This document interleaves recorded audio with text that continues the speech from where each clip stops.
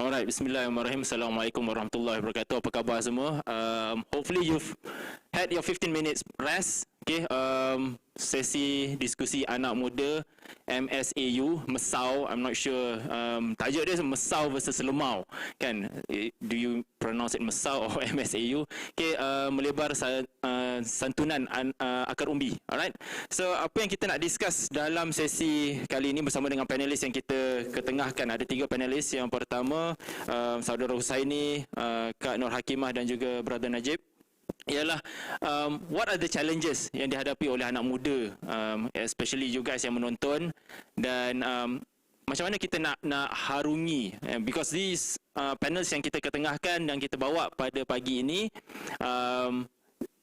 they are doing their part, kan? And mungkin probably we're thinking that they are Batman ke Superman, all these superheroes, and they have the energy to actually perform dekat lapangan, and apa ni, probably balik rumah everything is clear. So we don't know that, kan? So probably they are the same macam kita, kat rumah pun tunggang langgang, but what are the secrets to actually have things in order and also stay active dekat lapangan, kan? So untuk kita menghidupkan MSAU tu.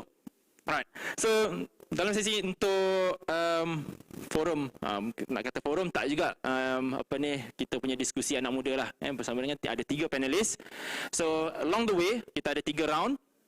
If you have any questions, please pop it up dekat bahagian ruangan komen. Okay, kita ada slot 15 minit hujung sekali, slot 5 untuk Q&A. But after each round, I will bring up any questions yang ada dekat naik dekat bahagian ruangan komen YouTube. I have it here. So anything yang related to that round, kita akan terus masukkan. And our panelists, kalau ada you think nak interrupt any other panelist, you are apa ni, dipersilakan. Okay, this is not a forum, dia tak ada structure. This is as easy as it can be lah, kan? Right. So I would like to introduce, just before we introduce our panelists, I would just like to share kita punya dapatan daripada survey, the 4 major challenges daripada you guys yang mengisi forum borang survey tu. Yang pertamanya ialah, let's go to nombor 4. Nombor 4 ialah kesihatan. So probably kita punya panelists boleh take note of that. 15% of our respondents kata kesihatan merupakan satu cabaran untuk aktif di lapangan, or even dalam let's say dalam hidup lah. And then number 3 is keluarga, cabaran menguruskan keluarga, 30%. Nombor 2, obviously orang muda, anak muda, we don't even know how our seniors made it, kan? Cabaran kerjaya. And especially nowadays, ramai anak muda venture into business. And not just business, ada 2 kerja, kan? 2-3 side works, yang side hustles yang diorang buat. And then number 1 is kewangan with 47%. So kita ada, mungkin ada pakar kewangan kita punya panelis ni yang boleh share, but hopefully kita akan kupas all these challenges bersama dengan panelis. Okay, panelis yang pertama, let's bring the camera to him. Okay, kita ada Saudara Husaini. Apa khabar Husaini? Alhamdulillah. Ini Khairuddin. Alright. Father of 3, umur 34, masih muda lagi. Masih, kan? Masih jauh lagi nak sampai umur threshold 40 tahun ke atas tu. Okay. Eldest of 10, okay, ahli Ikram Serdang dan juga ketua Ikram Muda Serdang. Okay. And I've asked him among the initiatives yang dia yang menyebabkan dia kena panggil lah, kan, sebagai panelis pada pagi ini. Dia list out, okay, number 1 Perisai. Okay, Perisai is e-sports punya community. Ada Serdang Heroes, Serdang Team, Messi Play. Messi Play is for young parents lah. For young parents. Aktiviti untuk anak-anak, tapi kita follow up tu ialah dia punya parents lah. So Messi Play, saya memang Messi lah. Sebenarnya parent takut nak kotor sebab anak dia tak belajar, kan? So kita sediakan aktiviti, bagi segala apa, pasir, lumpur semua, bagi anak dia Messi habis lah. So this is done macam satu event ramai-ramai lah dekat, yes. I've seen that somewhere dekat dalam Facebook. Buat dekat taman, kan? Yes, buat kat taman. So he has a Weekender Serdang, Edu for All, Pusat Komuniti Remaja, and last kali, tak tahu kenapa dia letak last kali, probably I highlight Ziyad. Ini one of the singers of Ziyad. And tadi ada naik satu komen dekat bahagian dekat kita punya YouTube minta lagu Ziyad, so probably kita punya penganjur boleh play that song. Okay, so this is Husaini, panelis yang pertama kita. Currently tengah buat apa? Sekarang ni jadi salesman lah. Salesman dekat Alba Travel. Alba Travel. Yes. Masa during MCO tu you were probably, can I say seconded to betul lah, boleh lah. Akikah Center, is it? Betul, insyaAllah. So kalau ni promote business pula kan. Tapi if you guys want to know, boleh tengok dekat Arba, boleh tengok dekat akikahcenter.com. Is it .com? Betul. Boleh masuk ke arbatravel.com, dan kalau berminat untuk ke pakej jalan negara boleh tertumpah lah. So we're going to look into those challenges. Ahli kita yang venture into business, what were the challenges untuk aktif di lapangan. Okay, seterusnya kita ada Kak Nur Hakimah. Okay, tu manis je dia senyum. 37 years old. Tapi dalam bila saya minta dia punya biodata, dia kata 36. You really shouldn't ask a woman about their age. Tak boleh tanya perempuan pasal umur. Walau muda, walau tua macam mana pun. Itu rule of thumb kalau nak survive dalam dunia bersama dengan wanita Malaysia ataupun international. But then she did mention it kan, but yang nak highlightnya dia kata 36 and betul dalam kurungan 37 this year. Alright. So mother of 4. So dia punya currently working as QI, Quantitative Interpretation Geophysicist. Did I mention it right? Mulanya berbelit lah. Geophysicist. Okay, juga di lapangan sebagai aktivis, penolong setiausaha Ikram Wanita Ikram Pusat, AJK Pertubuhan Teratai. This is Terata Rahmah Wanita Islam, which is an advocate for keganasan domestik, rumah tangga. And then AJK Beliawanis Masjid Muaz bin Jabal. So and then she also mentioned among the projects yang dia share, Projek Lestari Titiwangsa, Impact Advokasi Semai Permai, Projek Uber. Betul. Ni Uber sebab Uber dah kena serap dengan Grab, so boleh ambil lah nama Uber tu. Boleh lah. for the start kan. Okay. So Uber ni buat apa? Uber ni sebenarnya datang daripada German word, meaning something yang sangat amazing. So tapi Uber dekat dalam projek ni untuk beri rahmah. Beli rahmah. Untuk beri rahmah. Jadi kita masih lagi dalam peringkat perbincangan, sangat infancy, Ana letak dekat dalam tu infancy project. Kami memikirkan secara serius apakah projek-projek yang boleh dibuat di kawasan, kawasan boleh buat, tetapi memberi manfaat secara terus kepada masyarakat. Alright. So Kak Hakimah ada share, dia ada major projects and also infancy projects. So we'll go into that definition later on. So our third panelist, Brother Najib.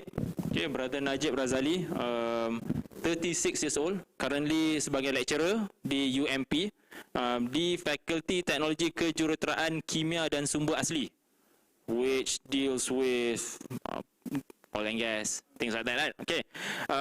Father of 2 girls, juga ahli Ikram Kuantan, Ketua Ikram Muda Pahang, Mas'ul Tarbiyah IPT Pahang, Timbalan Yayasan Ikram Malaysia Pahang. And these are just the designations yang dia pegang. Kita tak tengok pula kepada inisiatif dia tak list down, but obviously memang banyak. That's the reason why kita bawa dia on stage. Okay. And one of the things yang mungkin we could highlight is dia ada grup celik kewangan Ikram. Yeah, so itu ada Facebooknya. So you guys boleh if you're following, boleh alang-alang tu pergi buka Facebook, cari grup celik Ikram. Celik Wang. Celik Wang Ikram Muda Pahang. Alright. Okay. That's the thing. So dalam tu ada very active, ada discussion on kewangan. So if you're looking for tips and hacks, laporan semua ada. Lepas tu saving untuk anak-anak macam-macam lah semua. Sekarang ni banyaklah pelaburan-pelaburan kan. Guru-guru jangan terciduk, so boleh follow page ni. InsyaAllah sahih. Alright, so kita tengok based on aktivisme you guys di lapangan, so very active kan, banyak inisiatif. So one thing to come up with these initiatives, what are your drivers? Apa yang menyebabkan you guys rasa we need to create something, we need to take up this initiative, we need to engage kan? Ada certain people dia mungkin probably dia datang idea kan, and those ideas dia stuck kat situ, and probably dia mungkin share dalam usrah ataupun dia share dengan dengan members dia, family members ke, but it stays there. What were your drivers, your push to actually materialize these ideas and engage with akar umbi kan kita, and then probably boleh share lah what are the challenges and how did you overcome. So kita pergi pada panelis yang pertama kita, Saudara Husaini. So sambil dia bercerita tu, if you guys have any questions related to apa yang Husaini share, boleh terus pop it up dekat bahagian komen. Okay, Husaini. Okay, bismillahirrahmanirrahim. Assalamualaikum warahmatullahi taala wabarakatuh. Ikhwah dan akhwat sekalian. Anda nak berkongsi dalam bentuk cerita. Okey, insyaAllah. Selepas PRU yang ke-14 pada tahun 2018, yes, Alhamdulillah telah mencapai lah apa yang tercapai tu. Kami di kawasan bincanglah tentang apa dia aktiviti tajmid yang berlaku, melibatkan orang muda, dan masa tu kita baru perasan yang sebenarnya program tajmid ataupun amal tajmid ini tak berlaku pun di kawasan, surprisingly. Kalau tengok balik, kalau ada pun macam buat futsal, buat setiap minggu, memang buat betul lah. Yang datang tu adalah ikhwan-ikhwan kita juga, which is macam dah jadi Riyadhah bawah JKTMI lah. Dan kalau lah buat aktiviti volunteerism, ramai yang datang di kalangan ikhwan dan akhwat, dan kalau datang orang dari luar pun adalah ahli NGO lain yang mana dah affiliate kepada jemaah yang tertentu. So kita fikir tidak kita kena buat something. Kita kena ada satu inisiatif sendiri yang mana anak-anak muda ni dapat dihimpunkan. Dan waktu tu mungkin nak kongsi sikit lah kan. Benda first yang kita buat adalah kita kena pasti apa target, siapa target yang kita nak dalam nak mengumpulkan anak-anak muda ini. So masa tu kita letakkan target, kita nak lelaki, kita nak belia, which is sangat rare, umur 18 tahun hingga 35 tahun. Kemudian kita kecilkan kepada 18 tahun hingga 25 tahun. So bila nampak tu kita fikir apa saiki anak-anak muda yang umur sedemikian. Kemudian kita fikir dalam buat program tajmid ini ataupun dalam kata projek tajmid ini, semestinya ada banyak school of thought. Macam mana akhirnya benda ini akan berhasil dan ke mana. So kita pilih untuk kita buat, kita mengkayakan Ratul Am dan letakkan orang tertentu untuk jaga nurture Ratul Am tu, dan ada juga pasukan yang mengumpulkan, engage dengan orang awam dalam approach yang sama dan dapat kumpulkan. Dan selepas itulah kita orang balik, kita orang balik tidur, banyak tidur so kita ambil usaha untuk jalan-jalan sekitar Sedang dan Sepang lah. Waktu tu ada 6 kawasan, hampir 10 mamak kita pergi, dan kita dapati anak-anak muda ni kebanyakannya phone sengat macam ni. So main game lah. So kita kata oh kita nak golongan ni. So lepas tu kita buat ke step yang ketiga yang nak fikir, iaitu kita tentukan approach dia ialah menggunakan e-sport punya medium, e-sport punya club yang tak ada ataupun sangat kurang di peringkat kawasan. So kita pun pergi, dan alhamdulillah first time kita pergi kita dapat 40 orang. So minggu tu saja dapat 40 orang baru. So minggu kedua kita buat dapat 45 orang baru. Kita pergi tempat baru je mesti ada lebih kurang at least 5 orang baru. Pergi tempat baru ni as in macam jumpa dan ajak dia orang join. Dia lagi detail mungkin kita bincang dalam sesi lain lah. Mungkin let's talk queue ke kan, macam tu So after that kita dah buat setiap minggu dapat paling kurang 5 orang. Setiap minggu dapat ada yang sampai 40 orang baru. Menyebabkan kita excited dan ramai yang nak support projek ni. So after 6 month ada sponsor, kita buat program 160 orang kumpul. 6 bulan lepas tu pula 320 orang. Ni semua orang-orang baru. Yang sebut ni semua orang baru. Antum boleh kira sendirilah So benda ni jalan selama 2 tahun alhamdulillah, dan masih lagi setakat 2 minggu lepas kita masih jalankan dan dapat at least 5 orang baru pada setiap minggu. So benda ni menyebabkan rasa ada 3 benda lah yang drive us crazy untuk laksanakan benda ni. Pertamanya ialah kita faham gila-gila kita faham gila-gila apa keperluan jemaah, dan kita rasakan keperluan jemaah untuk dapatkan orang baru itu merupakan keperluan kami secara peribadi. So we have to do this. Tidur tu tak boleh nyenyak kalau tak tahu macam nak buat benda ni. Itu adalah keperluan peribadi. Antum bayangkan tu ada masalah kewangan nak selesaikan, macam tu jugalah masalah jemaah ni adalah masalah yang nak selesaikan. Yang keduanya adalah anda nampak bila berhasil tu. So tim kami ni bila buat dan berhasil setiap minggu tu, dia rasa macam worth lah, worth gaduh dengan isteri contohnya. Kalau macam begini Yang ketiganya adalah nampak benda ni passion, sebab yang kita tarik untuk gerakkan ni pun ada passion untuk bermain game jugalah. Dan ini baru game. Lepas kita buat benda ni, kita kembangkan this concept ataupun this approach ke dalam beberapa inisiatif yang lain lah. Talking about e-sports kan, so you engage dengan orang muda yang main game. You yourself main game ke tak? Benda Anda kena berhati-hati dalam buat soalan ni. Anda tak main Mobile Legend. Tapi lepas benda ni Anda start main macam tu. Tapi di kalangan kami ni semua main, tapi hardcore tak hardcore tu Anda kata ada seorang yang daripada tak hardcore kita hardcorekan gila. Macam wajibat dia ialah jadi power dalam main Mobile Legend. So setiap hari dia main beberapa jam supaya dia jadi power, rank tinggi. Dia kena rank paling hebat dalam Mobile Legend punya game lah. Itu memang dalam dia punya amal list yang dia kena amal. Anda dah borak dengan Nakib dia kata okey kan, okey, nanti pandai lah jawab dengan Nakib dia pula kan. So tapi eventually dapat dia buy the idea, buat the idea, and then dia main game gila-gila, jadi power gila, sampai ke adik-adik tu macam suka gila dengan dia, dengan orang yang ada seorang yang kita dedicatekan untuk this ni lah, this venture. Tapi anak sendiri, anak main sikit, so dia orang panggil anak sayur lah. So at least ada seorang yang power yang dia boleh engage lah, gitu lah. Okay, so basically the challenge was actually to jumpa dengan dalam field yang actually tak pernah explore kan, and and then you have to master benda tu kan, and it's a great area kan main game ni kan. Kalau kita tengok main very hardcore tarbiyah, dia kata okey game ni lagu dia great area untuk Ikram Serdang, untuk kami. Tapi ada yang kata memang black area lah.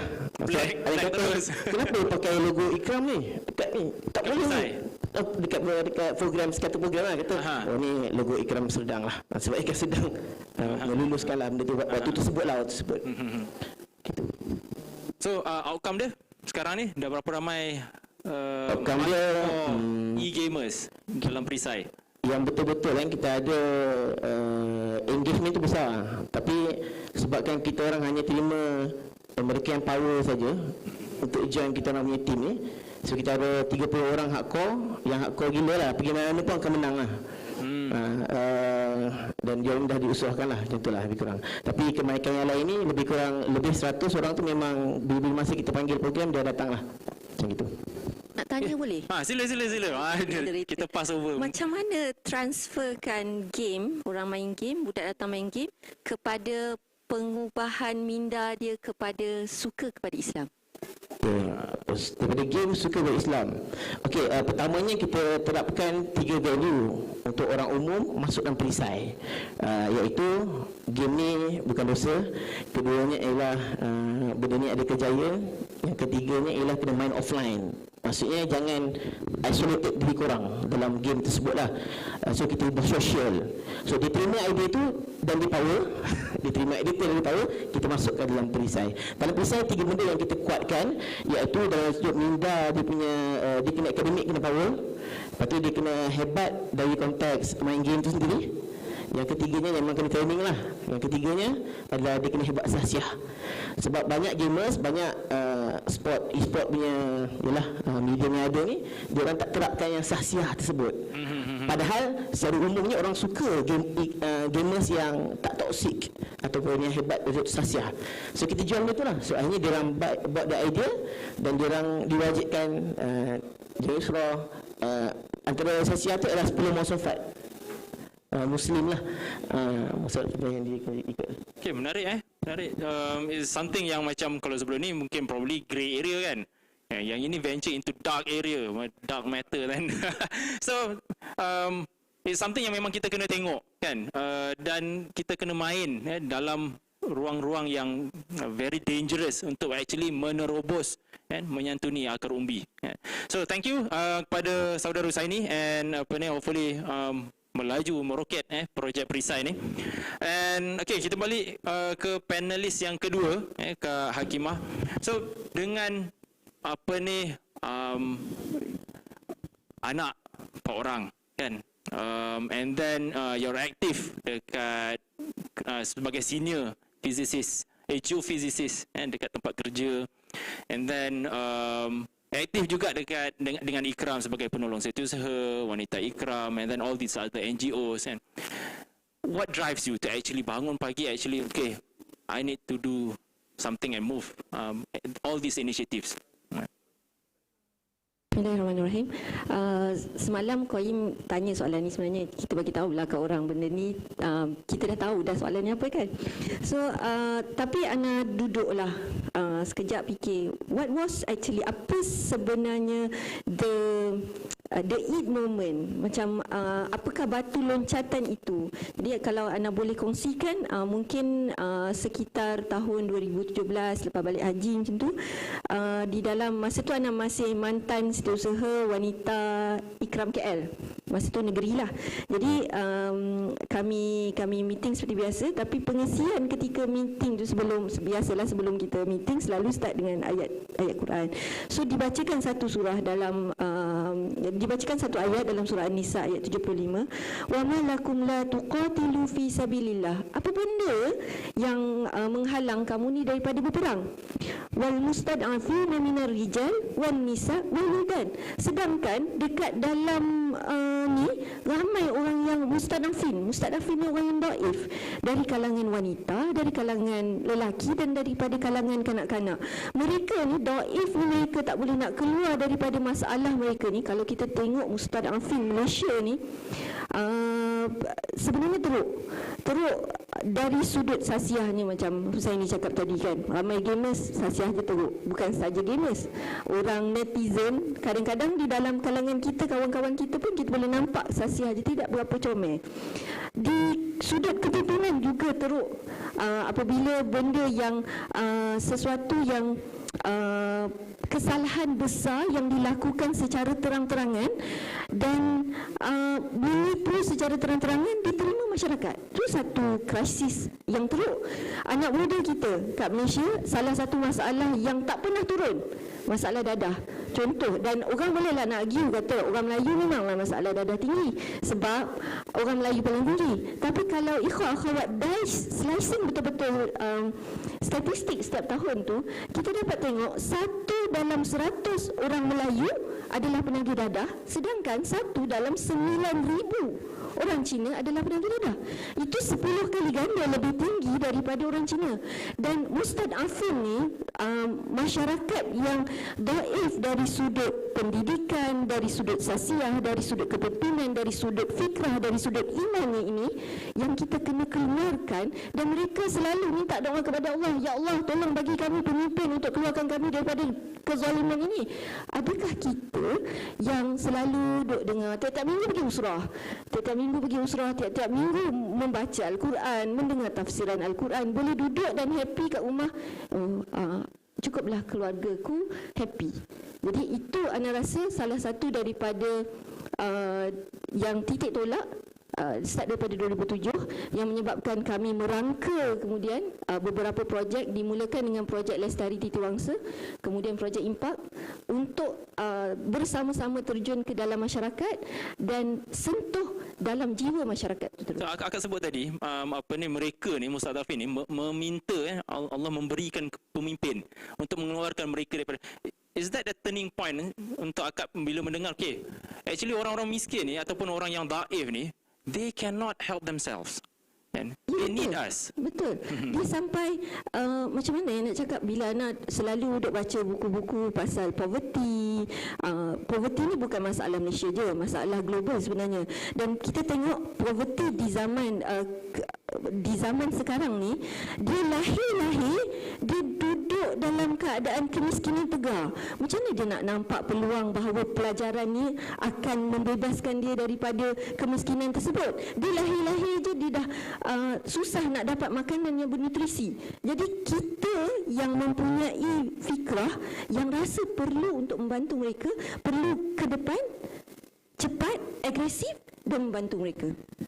So what are the challenges bila kita tahu orang-orang yang this is a uncomfortable zone kan, dunia yang kita tak pernah duduk kan, dengan kedaifan yang macam tu, suasana macam tu, apa challenge yang akan kena hadapi dan how do you overcome that? Masa kami launch projek Lestari itu, kami tahu masyarakat yang kami nak pergi ni pertamanya wanita. Kenapa wanita? Sebab pertama, wanita ni kalau kita dapat ubah mentaliti separuh masyarakat Malaysia, itu dah besar sebenarnya. Kedua, wanita ni dia ada besar pengaruh terhadap roommate dia, iaitu suami dia, dan dia juga ada besar pengaruh terhadap anak-anak dia. Jadi kami pergi kepada wanita untuk menyentuh mereka dan mengubah minda mereka. Jadi kami masa tu kami jelas apa numbers yang kita nak achieve. Kita letak timeline dalam 6 bulan macam tu. Kita cuba buat benda ni. Kita nak cuba achieve 3,000 orang wanita kita nak sentuh. Dan masa tu sebenarnya effort ni bukan effort Ana seorang. Ana ni jadi tukang cakap je. Yang ramainya bekerja adalah akhwat di kawasan, ketua wanita ketika itu, ketua unit tarbiyah ketika itu. Bersama-sama berangka macam mana kita nak mobilisasi ahli, macam mana kita nak motivatekan ahli. Antara perkara pertama adalah macam mana nak bagi ahli faham supaya kita ni di dalam perjalanan ini kita bersama-sama dengan ahli, bukan ikram kepimpinan nak benda ni seorang. Ini adalah ownership, muklimat yang dipunyai bersama. Jadi throughout the process tu adalah ups and downs dia kan. Jadi kita buat intervensi. Contohnya bila kami antara benda yang awal-awal tu buat sebab tak tahu nak buat macam mana, jadi kami pergi rumah ke rumah buat survey kesejahteraan keluarga.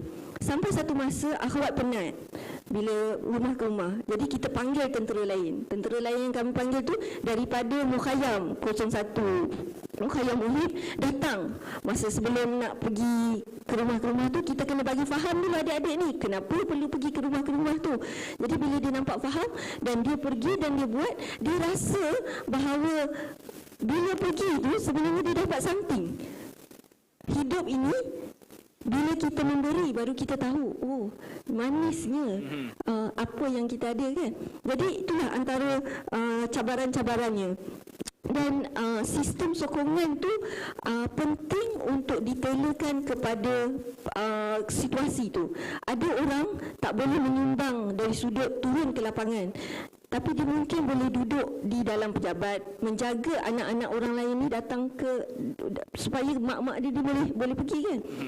Ada juga orang yang antara satu kerisauan kami lah selalu bila pergi kita turun ke lapangan tu, bila kita pergi mengetuk rumah orang, memberi salam, tanya apa khabar kat rumah orang ni, bila kita balik pukul 12 tu kita dah penat dah.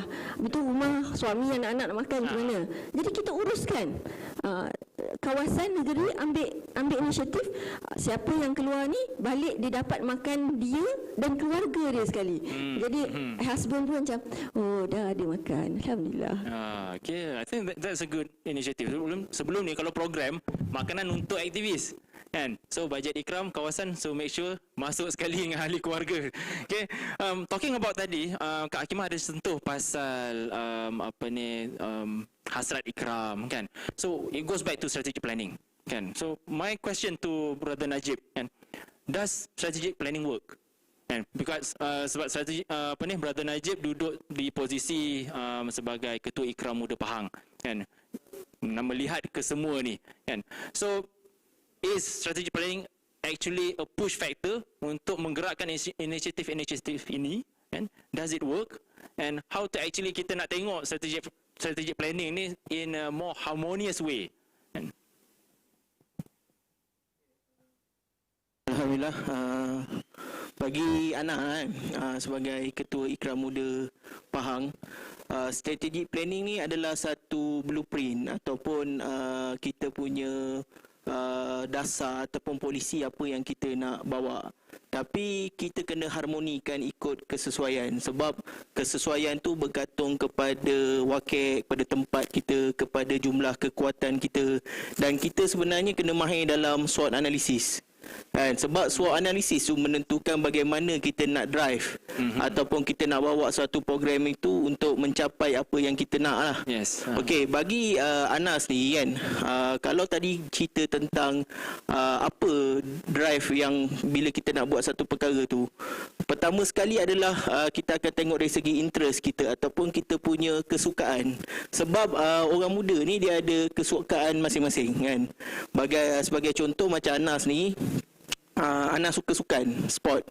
Sebab apa sport? Sebab Anas ni bekas pemain rugby. So Anas main rugby daripada tahun 2002 and then dah tak main kompetitif game ni dalam 2 tahun lah. And then Anas suka bola. Anas Manchester United, walaupun berbakul-bakul kena mati sekarang ni. Tapi apa ni? Kan, walaupun 23 kan. Tapi okey kan, sebab kita benda ni memang dekat kan. Sebab Anas ingat masa dulu Anas tajmik adik-adik sebab kita tengok bola kan. Selalu Liverpool, Chelsea kan. Arsenal kan. So kat sini kita tahu kan siapa fan yang memang betul tabah Liverpool kan. Bukan glory hunter tiba-tiba dia mengaku dia Liverpool kan. So kita memang kenal golongan macam ni kan. Jadi seterusnya kita banyak adalah bersama dengan masyarakat. Sebab anda nampak kesukarelawanan ni adalah satu tempat yang boleh menghimpunkan ramai orang. Okey, sebagai contoh, anda memang datang daripada tarbiyah IPT. Memang orang kata hidup mati dengan tarbiyah IPT lah. Sebab start dengan tarbiyah IPT and then duduk dekat IPT, mengajar kat IPT, memang tak lari mana. Dan anda duduk, kalau anda kat UMP tu daripada 2003 sampai sekarang buat degree, master, PhD dekat UMP. Memang tak lari lah kat Pahang tu. Jadi kita dalam masa berapa tahun ni kita nampak perubahan remaja ataupun belia tu sangat dahsyat dan sangat cepat. Dia bukan setiap generasi yang masuk tu dia akan ada dia punya pembawaan tersendiri. Sebagai contoh macam sekarang ni memang e-sport, dan kita sekarang ni dah tak boleh cakap e-sport ni satu benda yang tidak ada masa depan. Dulu kalau 2008-2009 kita boleh kata e-sport ni tak ada masa depan sebab contoh dia adalah tak habis belajar apa semua ni. Tapi sekarang ni kita tengok e-sport ni dah ada masa depan, dah ada kejayaan dan sebagainya. Ada pula Prof Madia yang menang pingat emas kat Sukan C dan sebagainya kan. Tapi dekat sini adalah bagaimana kita nak bagi tahu dekat remaja-remaja kita apa yang perlu dibuat. Sebagai contoh kan, kalau kita dalam apa pekerjaan pun, kita yang pertama sekali yang saya emphasizekan adalah pengurusan masa. Pengurusan masa adalah satu benda yang penting sebab bagi kita sendiri sebagai Anas sendiri pun sebagai pensyarah, lepas tu Anas pun ada syarikat, ada bisnes, mengkomersialkan produk industri. Kemudian kita bawa tanggungjawab dengan Ikram Muda, dengan Yayasan Ikram dan sebagainya. So kita perlu susun masa kita. Dan itu yang kita kena cerita dengan adik-adik kita. Kan? Yes. Sebab Ana nampak banyak yang pakcik-pakcik kita kenapa dia boleh go through benda ni adalah dia ada skill. Dan skill ni sebenarnya kita kena cerita dengan adik kita. Pengurusan masa satu. Yang kedua, kita kena ada team. Kita kena build up team. Dan kita kena gather all this talent. Dan talent-talent tu berada di depan mata kita. Kan? Sebab kita tahu bahawa kalau Ikram ni, dia selalu orang kata Ikram ni macam eksklusif. Semua orang-orang pandai, orang-orang industri. So masyarakat tak boleh masuk. Kan? Tapi sebenarnya benda tu silap. Sebab ramai sana, dekat luar-luar sana tu yang sebenarnya ingin bersama dengan kita. Contohnya macam dalam khidmat masyarakat. Kita boleh buat dua tim. Satu adalah tim yang golongan pemikir ataupun think tanker yang buat polisi, yang buat pengurusan, yang buat time pengurusan organisasi dan sebagainya, tapi ada satu tim pelaksana. Tim pelaksana ni dia sangat happy untuk jadi kita punya runner. Somehow kita tak sempat nak jadi runner. Macam Ana lah. Ana duduk dekat ASI Ikram ni, Ana think tank je. Kan? Susun orang, susun apa, kawasan mana apa semua. Lepas tu letak ni runner, siapa pergi. Runner, siapa pergi. Runner, siapa pergi. Runner pergi. So runner yang akan pergi. Kadang-kadang runner kita bila ada kebakaran ke bersama dengan masyarakat, dia akan sampai dulu. Dia yang inform kat kita. Rumah orang ni terbakar dan sebagainya. So apa yang kita bantuan. Jadi kita kena ada gather team. Kan? Dia macam Avengers kan. So Avengers ni semua orang ada kekuatan-kekuatan dia. Macam mana kita nak assemble that team and then kita boleh drive untuk mencapai kita punya target. So itu yang sebenarnya kalau Ana dapat satu task, bila Ana jadi, okey, Anta kena jaga tarbiyah IPT. Ana akan cari tim. Siapa yang duduk dekat IPT tu, siapa. And then daripada tu, barulah kita boleh planning. And then kita kena tahu kita punya SWOT analysis. Kan? Dan yang ketiganya adalah support system. Support system tu penting lah. Macam tadi kan, Uti Hakimah tadi ada cerita kan, tentang family punya support macam mana. Because apa? You kena jaga you punya kebajikan your team. Sebab because you nak drive your team, you kena tahu apa je punya isu kan. Sebab kadang-kadang kita tak isu, kadang-kadang bila ekor kita senyap, kita bila senyap tak responsif, kita tahu. Sedangkan dia ni tak macam ni. Mesti ada hidden agenda kan, ataupun ada hidden bukan hidden agenda lah, macam ada benda lah, macam apa kan? Ataupun problem yang dia sembunyikan, dia tak nak share dengan kita kan. Tapi kalau kita boleh cater benda tu, maka dia boleh pergi lebih daripada apa yang sepatutnya. And then yang keempat adalah kita kena fokus dekat mana betul-betul yang kita kena masuk, ataupun orang kata peluang-peluang mana yang kita kena pergi. Kan? Sebab kita tak tengok gap tu kadang-kadang, bila terlampau ramai sangat orang buat dekat situ, so bila kita tambah kat situ, benda tu tak efek. Tapi kalau kita menawarkan satu benda yang orang lain tak ada, kita ada, maka itulah yang menarik. Contohnya macam celik wang kan. Sebab celik wang ni rasanya kalau kita buat program, orang ramai akan datang. Sebab apa? Isunya adalah semua orang nak fikir macam mana nak tambah pendapatan. Nak tambah pendapatan tanpa orang kata mengorbankan masa bersama keluarga. Kemudian pada masa sama bagaimana nak seimbangkan dengan tuntutan dakwah dan sebagainya. So itu benda yang orang akan tengok kan. Kemudian seterusnya pelaburan masa hadapan. Kan, apa yang nak buat tu orang minat kan. Ataupun sekarang ni komitmen hutang, isu hutang kan. Kadang-kadang orang cerita isu macam beli kereta baru dengan kereta second hand. So kadang-kadang kita nampak benda tu simple, tapi bagi orang yang baru nak memulakan kerjaya, memang dia akan rasa sangat struggle. So apa nasihat kita? Bagaimana somehow kita boleh offer kan? Ana dulu masa Ana baru kerja, Ana kenal dengan kawan Ana. Kawan Ana tunjuk macam mana dia buat pembelajaran bulanan. Dan benda tu Ana tunjuk kepada ekor-ekor yang baru nak yang grad yang nak keluar. Kalau nak pakai template Ana ni, pakailah. Because apa? Bila you ada this template, you plan your financial and then you akan sejahtera dengan benda-benda lain. Tak takut nak berbelanja, tak takut nak sebagainya kan. Tapi basically sebenarnya apa-apa pun yang kita buat, kita kena plan kehidupan kita. Sebagai contoh lah, Ana sekarang macam mana Ana cari masa bersukan, Ana akan start jogging pukul 6.30 pagi. Ana dah buat sejak lepas PKP ni lah. Sebelum ni Ana buat petang. Lepas tu bila macam-macam lah kita buat kan. Tapi kita kena susun lah masa kita. Bila nak start jogging. And then pasal kesihatan, umur macam ni dengan saiz badan macam ni, memang kena pergi cari doktor lah. Kan? Kena cari doktor, kena jumpa, kena serah diri dekat fisioterapi kan. Kena buat HIIT apa semua, kena jaga makan dan sebagainya kan. So benda-benda tu kita kena susun dan kita kena berbincang lah kan. Wallahu a'lam bishawab. So interestingly ada 4 point yang dikongsikan oleh Brother Najib. Time management, get a team, have a strong support system, and then also talent management. And so I think benda ni very practical untuk kita go back, list down balik benda-benda ni. And then key point dia, I think is SWOT analysis tu. And without SWOT analysis, benda-benda ni kita tak boleh capai. And so I think we need to have masing-masing kena ada that SWOT analysis. Jangan cakap je. I think banyak kita kita cakap je, okay, aku ada kekuatan aku kat sini kan, kelemahan aku kat sini, tapi in a way kita tak list down, kita tak betul-betul tengok, dan mungkin kita tak share. And possible kita tak share pun dengan nakib kita, dengan lusrah kita. And then tu yang macam benda yang becomes stress, kita shut down kan. Affects everything lah. So let's go back to Kak Hakimah. So kita macam campur orang lah pula kan, kita pusing-pusing. Alright, okay.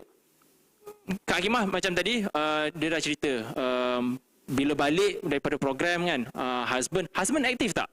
Aktif. Dia Ikram Subhanjaya. Banyak post dia pegang? Banyaknya post tarbiyah. Tapi distance tu kena take into account sebab kami tinggal di KL. Okay. Kita travel 30 km. Sebab banyak dengan jam everything kan, and kepadatan aktiviti di Kuala Lumpur lagi. So what are your personal challenges?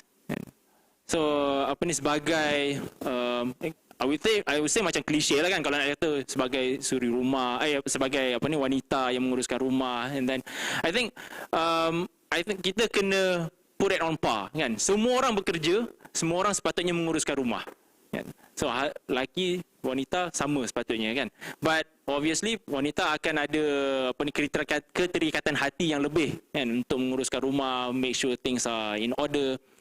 So apart from that, ada lagi challenges lain, and your personal challenges, and how do you actually overcome, apa yang membantu untuk buat benda tu let you have a peace of mind to actually involve dekat lapangan? Soalan tu macam klise lah kan, semua orang ada cabaran semua kan. Okey, tapi kalau kita pause sekejap, kalau betul-betul fikir, apakah cabaran terbesar saya?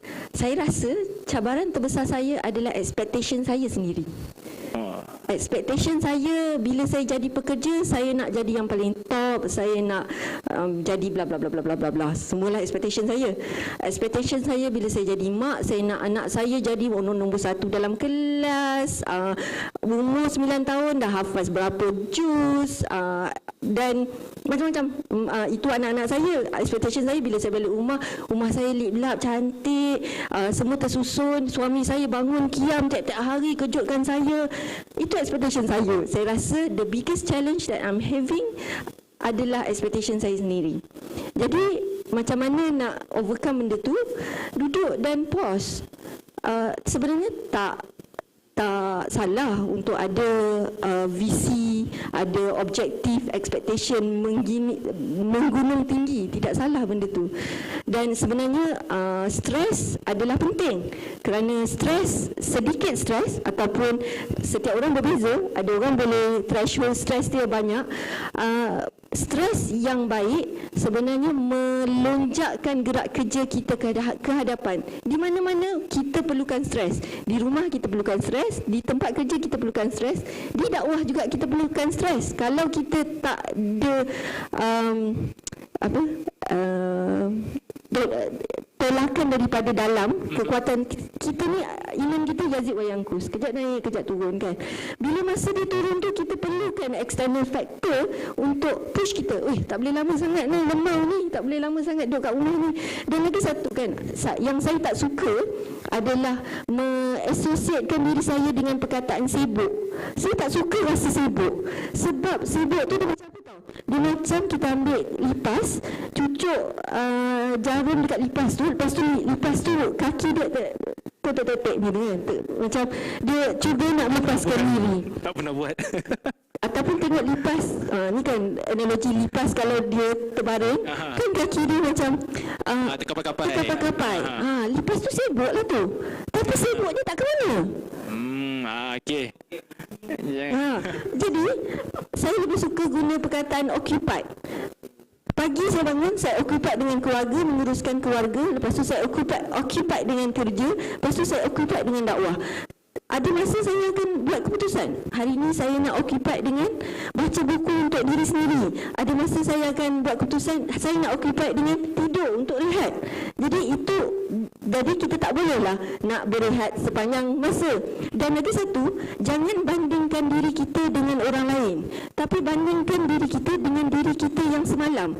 Kalau semalam kita boleh buat ABCD dalam keadaan yang teratur ataupun dalam keadaan yang kita letakkan expectation yang kita letakkan tu, esoknya kita perlu ataupun kita naklah sebagai motivasi diri kita untuk jadi lebih baik lagi. Kalau semalam kita rehat sebab kita rasa dah stres sangat ni kerja, dah stres sangat ni jumpa masyarakat, esok kita tak boleh lagi dah rehat. Kita kena buat sesuatu sebab kita tak boleh occupied berehat selama-lamanya. So macam bila kita bercerita tentang stress kan, stress, we need stress, but sometimes stress tu overwhelm kan. Bila overwhelm, macam mana akak actually mengurangkan stres? What do you actually do? Komunikasi dengan pertamanya dengan divine intervention lah, dengan Allah lah. Sebab Allah je tahu hati kita ni macam mana. Kita tengah sedih ke, kita tengah happy ke. Dan kadang-kadang kita pun tak tahu hati kita ni macam mana.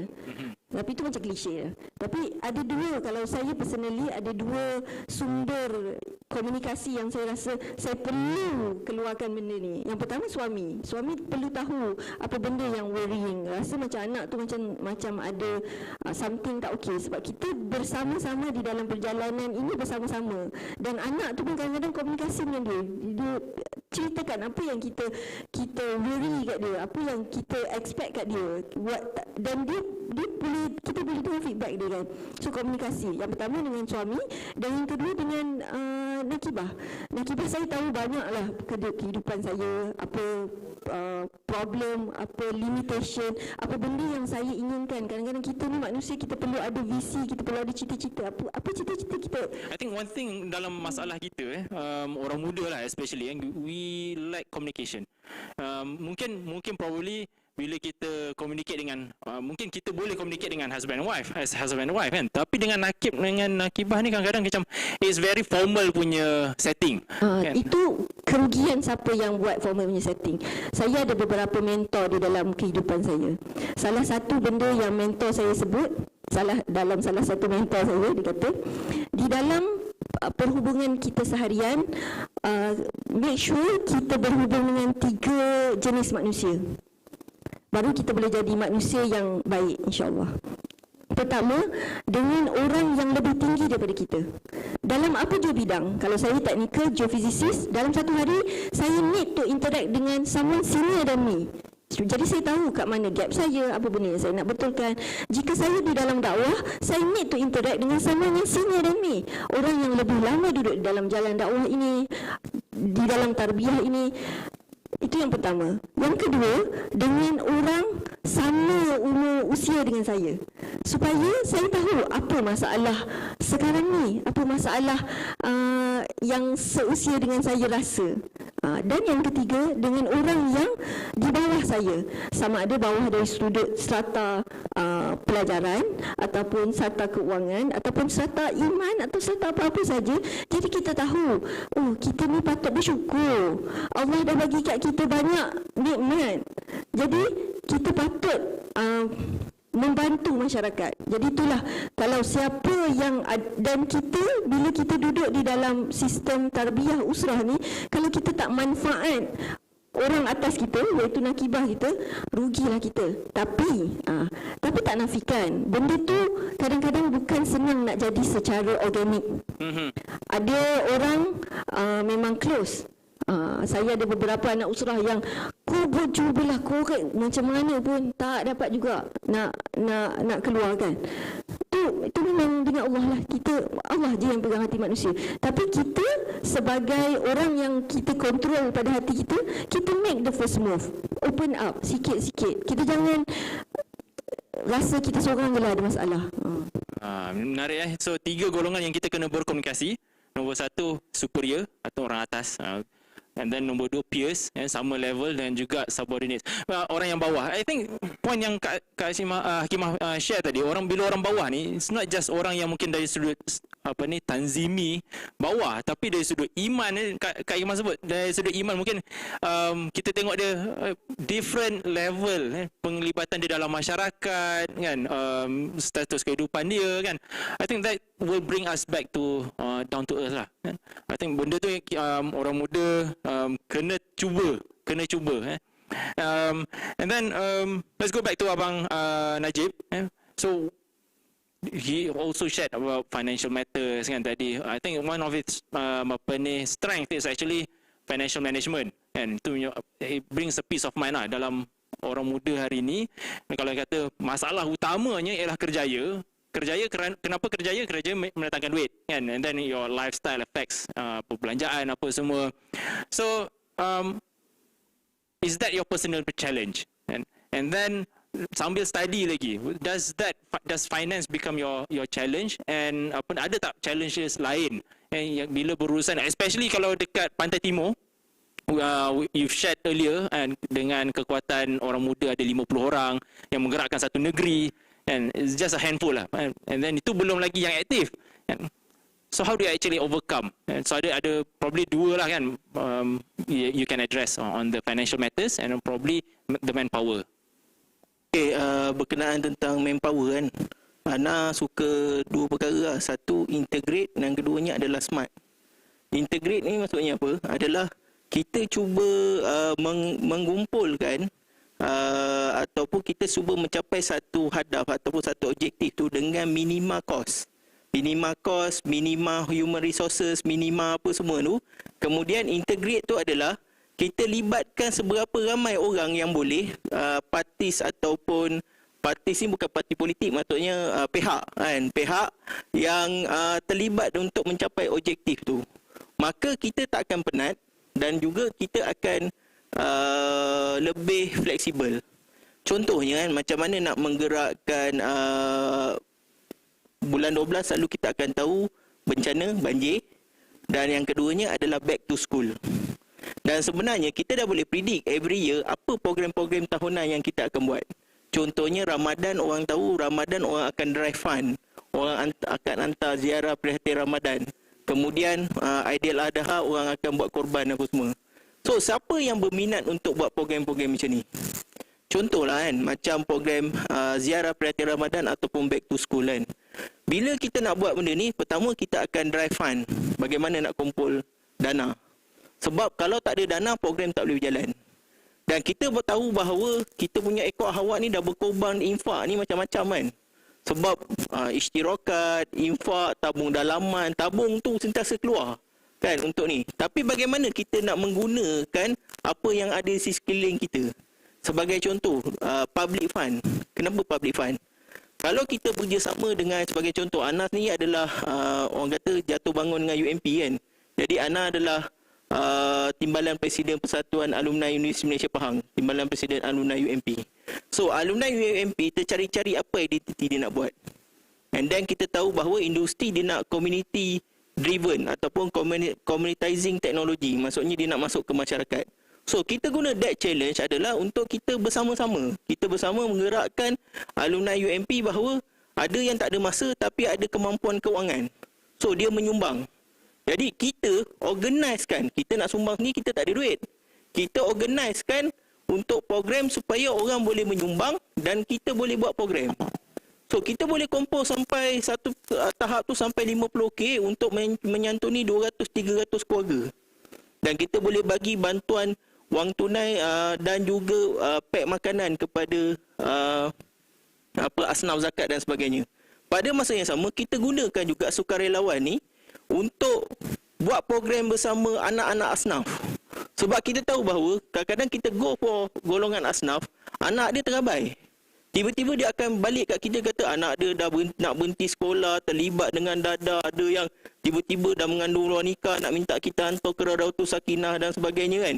So kita kena guna ni. Sebab apa anak nampak? Bila kita go for sukarelawan, kadang-kadang pelibatan ekor hawat kita 3 orang, tapi kita boleh menggerakkan 50 sukarelawan. Kita boleh pergi dah boleh sampai 30 kereta pergi terus 100 buah keluarga. Jadi itu kita kena ada smart dan integrate. Yang keduanya, kita sebenarnya ramai orang golongan pemikir kan. Banyak geran-geran kerajaan sana yang kita boleh tap untuk kita bersama-sama membangun masyarakat. So benda tu adalah antara macam mana kita nak overcome masalah financial tu. Tapi kalau masalah financial peribadi kan, dari segi kerjaya dan sebagainya, yang ni kita kena bincang. Somehow macam mana Ana buat adalah Ana cuba, kalau dengan mutarabi Ana cuba buat secara natural. Sebab apa natural? Sebab mutarabi Ana tu adalah jiwa Ana. Kan? Ana akan beritahu kat dia orang bahawa kita nak increase time tu bersama dengan dia orang tu bukan sekadar usrah mingguan. Jumpa, lepak sekali, makan tengah hari lepas solat, kan? Iftar bersama-sama, bersukan dan sebagainya. Bila sebut macam spend time dengan mutarabi kan, that involves time, kan? Family pula macam mana? Kita dah beritahu dah sebab apa kan? Sebab dengan family pula, kita sekarang ni macam-macam apps kita ada. Sebagai contoh sekarang ni kita dah ada Google Calendar. Ana dengan Zaujah memang letak terus appointment dekat situ. Contoh Zaujah Ana pun buat PhD juga. So ada 2 orang yang buat PhD dekat family ni. Jadi and then kita orang ada anak yang nombor 2 tu tak cukup bulan. Premature baby kan. And then 6 bulan baby kena tahan dekat ward sebab paru-paru tak kuat. 6 bulan tu Ana susun jadual Ana. Sebab satu hari at least sekali Ana akan pergi tengok Ana punya baby dekat NICU, iaitu pada pukul 5 hingga 7 petang. Jadi kita susun jadual kita. Sebab kalau katakan Ana masa tu Ana menangis bila tengok baby Ana kan. So Ana cakap apa kan?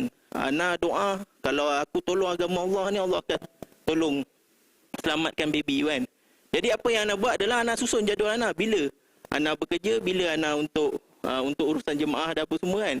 So Ana tak rasa benda tu kita kata okey sebab baby dekat NICU, Ana nak rest lah daripada masuliat jemaah. Kan? Tapi sebenarnya kita boleh susun. Kan? And then kita boleh bincang. Jadi kita dah letak dah dalam ni, and then komunikasi tu benda yang penting lah. Kita kena bincang dengan Zaujah kita. Minggu ni dia ada apa? Kita ada apa? So kita susun. So contoh macam hari ni kan, Ana datang ke KL lagi ni. Tapi Ana datang ni 5-6 benda Ana susun. Ana ada company, so Ana ada research. So Ana akan pergi jumpa dengan Ana punya company partners yang bekalkan raw material, and then Ana akan ambil sampel. Lepas tu Ana ada jumpa untuk bincang pasal projek bersama apa semua tu kan. Untuk buat proposal dan sebagainya. So Ana dah susun dah sampai hari Sabtu. Pada masa sama hari ni Ana punya birthday anak. Kan? Ana dah susun dah pagi tadi, dah bawa pergi Family Mart, dia dah seronok dulu. Kan? Sebab pergi Family Mart kan macam pergi Jepun kan. So pergi Family Mart dulu. So dia dah rasa macam pergi Jepun tips, kan. Tips boleh apply tu. Lepas tu dah pergi mandi kolam dulu. Petang ni Ana nak pergi ziarah kawan Ana sambil nak pergi ambil sampel untuk research apa semua tu. So dah susun. Lepas tu mutarabi nak jumpa, dah susun tak pukul berapa. Yang penting tu susun. Susun dan beritahu kat Zaujah kan. So lepas tu anak nak pergi Kizenia, dia dah beritahu kan. Okey, so kita dah beritahu bila jadual dia nak pergi Kizena dan sebagainya. Ni kalau bagi masa lebih nanti dia cerita satu schedule. Okey, dia terus. Macam tu lah maksudnya. Susun dan bincang. Susun dan bincang. Alright, okay, jazakallah Brother Najib. Okay, back to Husaini. So let's cut it short. Question ni senang je. Your challenges, how did you overcome? Sekarang ni challenge yang besar rasanya COVID lah kan. Ana terkesan, kawan-kawan yang sekali dengan Ana pun terkesan, Madu pun terkesan, dan juga dari sudut struktur dakwah pun terkesan. Terkesan dari sudut kerjaya. Itu untuk Ana personally, yes, of course. Tapi alhamdulillah kita overcome pelan-pelan lah kan. So adakah benda tu mengganggu? Dari sudut dakwah sampai ke level dakwah tu Ana rasa betul mengganggu lah. Tapi kita cuba restructure balik. Contoh macam Messi Play tu dah tak boleh buat Messi Play dah. Takut Messi dengan COVID sekalian contoh kan. So dia dah ubah kepada benda yang bersifat parenting. Contoh lah kan, kita buat hari hari 31 bulan ni kita buat pembaca punya sesi, which is bidas atau bincang gaya book club, cara untuk membuatkan anak gila membaca. Kak Salwa jadi dia punya muwajih lah. So maksudnya benda tu kena susun lah. Saya shortly macam tu lah. Itu cabaran-cabaran terima. Lagi kalau cabaran apa persendirian Ana rasa adalah daripada umur 18 tahun sampai sekarang Ana masih rasa 24 jam tu tak cukup lah. Macam Ana tak adalah masa yang ada 1 jam yang tak ada benda nak buat. So kalau Allah takdirkan bagi Ana lebih 1 jam ni kan, menarik kan. Itu je kot. So tak cukup masa lah. So bukan tak cukup masa, Ana rasa tak cukup. Besok benda tu tersusun macam yang Abang Najib kata tadi, memang kita dah susun cantik lah. Macam mana Ana guna Apple Calendar. Syoknya. But maknanya basically you are occupied kan, masa tu susun kan, kat kasih guna sibuk. Occupied. So okay, short time, kita tinggal a few minutes lagi. I'm not sure bahagian soalan ada orang I cannot kalau ada soalan di apa ni di bahagian di kalangan para penonton, so saya minta jasa baik tak payah spam dulu bahagian ruangan komen. If you have any questions, put question lepas tu titik bertindih your question, follow up with your question so that I can see. And nak scroll tak sempat. Very short span of time tinggal. So the last round kan, 2 minutes, 1 minute macam tu lah. With all your involvement dalam masyarakat, how do you actually prioritize which project should be given the most attention kan? So kita terus ni Saini dulu. Okay, Saini. Saya soalan ni. Tapi memang dalam dakwah ni ataupun dalam pertubat ni memang ada beberapa yang kita fokuskan gila-gila lah. So bila dah besar tu, apa yang Ana buat kalau Ana kembangkan lagi bidang ataupun inisiatif baru, bukan Ana yang gerakkan. Ana just lebih pada guide untuk wujudkan inisiatif baru tu. So macam kata 3 benda tadi kan. So kita mula dengan perisai. So my foremost punya priority, semua ikhwan tahu pun Ana akan gerakkan perisai lah first. Yang lain tu akan digerakkan kalau diperlukan attention yang lebih, so kita bagi attention yang lebih. Macam gitu je lah. So nak kata paling banyak attention, rasa semua inisiatif ni ada ketua dia dan bukan Ana ketua dia. Setiap ketua dia memang kita empowered. Macam Ana kata tadi, Akhi Afif dengan Akhi Bai memang dijaga untuk e-sport ataupun perisai tu. So setiap daripada inisiatif ni ada ketua yang memikirkan dan juga memang engage directly dengan tim yang dia ada pula. Macam itu. So kalau kata mana prioritas, Ana put dalam 2, satunya yang dah matured, satu lagi yang baru kembangkan ni. Dua-dua ni perlukan fokus, tapi of course kita akan jaga benda yang dah established lah. Itulah. So bila you letak somebody in that position kan, what are the criteria? Satu, dia ni passion terhadap apa yang buat, dari nafsu yang besar lah terhadap apa yang dia buat tu. Kalau game tu dia tak boleh, Ana tak boleh main game, tak payah main game, kau pergi buat benda lain kan. Ada yang kata parenting kan, takkan Ana tengok seorang ni dia memang sentiasa post dekat parent dia punya Instagram tentang parenting. Saya kata kita kena buat satu inisiatif yang berkaitan dengan parenting, you jaga. Keduanya, Ana tak suka cakap macam ni lah, tapi antara kuat-kuat ni ada yang boleh execute, boleh ada disiplin dalam execution, ada yang tak ada. So Ana pilih orang yang boleh execute dengan baik lah. Dia ada ciri-ciri pelaksana yang baik, which is dari situ kita boleh kembang yang banyak lah. Dia contohnya, nak tak nak perisai kena buat program setiap minggu. So kalau dia jenis macam tak jaga dia tu, kita akan gantikanlah dengan orang yang lebih layak. Macam itu. Alright, okay. So straight to Kak Hakimah. Kalau Ana flashback, ketua wanita selalu bagi macam dalam taujihad dia ada satu benda yang selalu disebut adalah perbezaan kita. Adakah kita membuat nashrul dakwah, menyebarkan dakwah, ataupun kita buat iqamatul dakwah.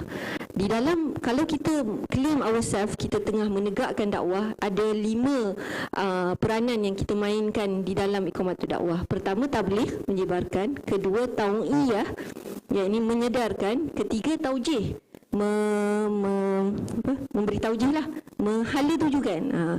Keempat, irsyad, membimbing masyarakat. Dan yang kelima, al-himayah, yang ini pembelaan ataupun advokasi. Jadi kami bila kita nak buat program, kita kena tanya diri kita, dekat mana program kita tu fit in di dalam iqamatul dakwah tersebut. Adakah kita buat program tabligh bertelur di merata-rata, macam ayam bertelur merata-rata, tak tahu mana satu yang menetas, ataupun program yang kita fokus kepada himayah, memberi pembelaan kepada masyarakat. Jadi bila kita clear program ataupun projek, sebenarnya sekarang kita kami lebih suka buat projek daripada buat program. Bila kita buat satu-satu projek tu, adakah projek ini mampu sampai ke tahap himayah? Projek ni long term kan? Projek ni long term. Long term itu kadang-kadang 6 bulan tu dah boleh sebenarnya untuk men-turn around-kan masyarakat punya pandangan. Kita adalah nanti sesi lain kayu-kayu ukur yang kita boleh gunakan kan. Tapi dengan ada clear success factor di projek-projek tersebut, dan kita clear kat mana projek ni akan lead tu di dalam tangga-tangga iqamatul dakwah ni, jadi kat situ kita prioritize. Terima kasih. Okey, jazakallah khair. Dr. Najib, satu question daripada daripada penonton. Macam mana nak atasi masalah pengisian dalam usrah kita yang tidak membina insight kita? Sebab Dr. Najib bahagian tarbiyah, mas'ul tarbiyah kawasan negeri so boleh macam mana nak jawab soalan tu? Ana selalu guna prinsip tarbiyah bil hadaf lah. Maksudnya kita tahu apa masalah tu dan kita try overcome apa masalah tu. Tu satu lah yang ana tengok. Selalu kadang-kadang kita terlampau generalize sangat. Kita selalu cakap usrah tak basah lah apa semua. Apa yang basahnya kan? So basah tu tahap mana? Kita kena identify apa masalah yang sebenar tu kan. Sebab tu penting SWOT analisis dan sebagainya. Yang keduanya, kita kena fikir bahawa kita ni sebenarnya nak masuk syurga bersama-sama. Kita nak sama-sama menyelamatkan antara satu sama lain. Ana selalu fikir benda yang macam tu lah. Kan? Sebab anak kata tak nak sebab kita ni ikram ni kerja sukarela. Kita tak boleh paksa orang. Kan? Kita bukan ada jawatan, bukan naik marhalah tu satu benda yang seronok ataupun dapat jawatan macam naik prof-madya, naik dapat doktor, prof-madya, profesor dan sebagainya. Bukan macam tu. Bukan naik pangkat, bukan naik gaji dan sebagainya. Tapi drive kita tu adalah kita nak memikirkan tentang akhirat. Itu Ana punya ni lah. Jadi Ana pun sendiri kerja, Ana prioritikan kalau kerja tu Ana tengok ada tak kena-mengena dengan dakwah dan tarbiyah. So kalau Ana rasa benda ni Ana tak menyumbang pada dakwah dan tarbiyah, memang Ana tak buat. Kan? Sama juga macam usrah basah tak basah tu, Ana rasa kita kena dahulukan manusiawi itu daripada bahan apa yang kita nak bagi. Sebab kita semua manusia, kita ada fasa turun dan naik, dan Ana sendiri pun down. Jadi bila kita down, kita kena cari ubat. Sama juga bila kita sakit, kita akan jumpa doktor. Bila kita down dalam tarbiyah, kita kena cari ubat. Siapakah ubat tu adalah siapa yang kita rasa selesa. Nakib kita, bekas nakib kita, surrounding kita. Ana kalau katakan Ana down, Ana akan beritahu. Ana akan beritahu kepada Kiadah, Ana akan beritahu kepada WDP negeri, Ana akan beritahu kepada nakib Ana akan jumpa bekas nakib Ana. Sebab bila kita dah duduk banyak usrah, kadang-kadang kita selesa. Ada bekas nakib ni macam bapa, ada yang macam bos, ada yang macam rakan sekerja. Ada juga dulu Ana pernah dapat nakib yang lebih muda daripada Ana. Tapi Ana respect dia dari segi dia punya ilmu. So kita tahulah, nak ilmu jumpa siapa. Nakkan bapak-bapak jumpa siapa. Nakkan drive untuk kerja jumpa siapa. So kita kena tahu ubat kita. Kita tak boleh biarkan kita bila ada masalah kita diam, lepas tu kita nak harap orang pujuk kita. Sebab apa? Kenapa nak pujuk kita? Sebab kita punya matlamat, aku buat kerja ni sebab aku nak kerana Allah SWT, kerana akhirat. So aku kena bangun balik. Kan? Bolehlah nak rehat seminggu, tapi jangan anak-anak rehat 6 bulan. Anak nak tinggalkan semua masuliat, lepas tu hantar nak pujuk macam mana kan? Bukan macam tu kan. So kita kena fikir, ada masalah cari ubat. InsyaAllah. Alright, jazakallah khairan kathira kepada ketiga-tiga panelis. I believe that the time provided does not give justice untuk discussion kita. Kan banyak lagi nak kongsi, tapi yang penting kalau nak pergi Jepun, pergi Family Mart. Right. So jazakallah khair pada kita punya panelists. Hopefully we would have a different discussion yang kita boleh korek lagi and boleh share lagi banyak benda yang nak dikongsikan.